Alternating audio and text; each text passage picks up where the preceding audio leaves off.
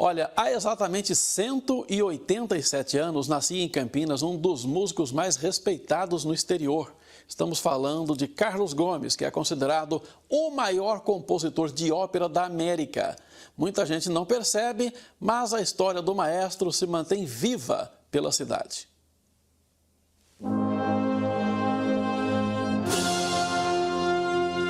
No alto e com a batuta na mão, Carlos Gomes parece reger uma orquestra. É como se o maestro campineiro colocasse ordem na cidade em que nasceu.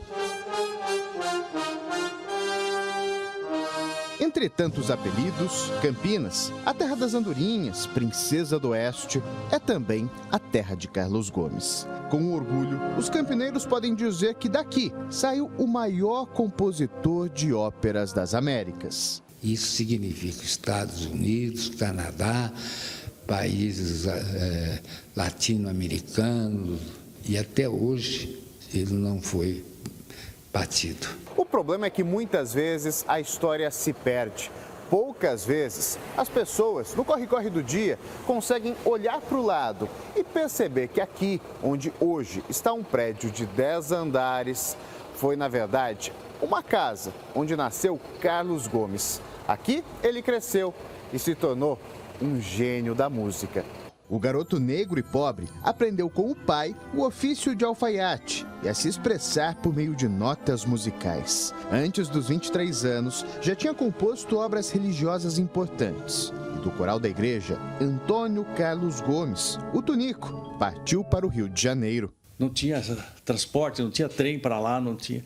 Tinha que ir em lombo de burro para Santos e de Santos, né, pegar um navio para ir ao Rio de Janeiro. E é um exemplo para a nossa juventude, que é um exemplo para qualquer menino aí de Campinas. Na então capital do país encantou o imperador, homem erudito e amante da arte. Foi Pedro II que bancou a viagem de Carlos Gomes para a Itália, onde se tornou mundialmente conhecido. Está no mesmo patamar de um Wagner, de um Beethoven, de um Mozart. E hoje, Carlos Gomes é Patrimônio Cultural da Humanidade pela Unesco. Carlos Gomes voltou ao Brasil em 1896, aos 60 anos, já bastante doente. Mas o destino não foi Campinas, e sim Belém do Pará, onde era aclamado.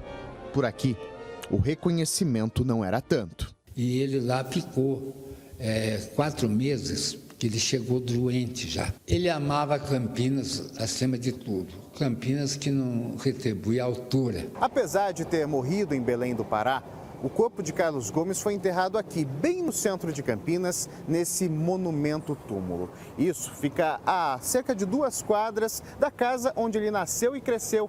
E bem em frente, a igreja, onde começou a trilhar os primeiros passos na música. O piano usado pelo maestro e muitas das partituras feitas à mão também foram trazidas para Campinas. Só que simplesmente, às vezes, a história é ignorada ou demolida, como que aconteceu aqui com o Teatro São Carlos, que depois virou Teatro Carlos Gomes. Ficava bem atrás da Catedral Metropolitana da cidade. E hoje não há nem sinal de que aqui um dia houve um patrimônio.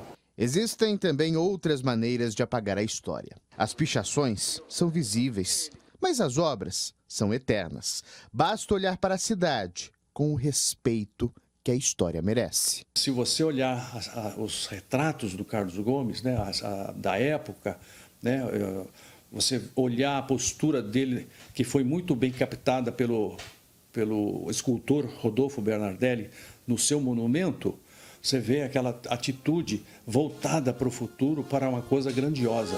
Ele queria ser realmente um grande entre os grandes da música.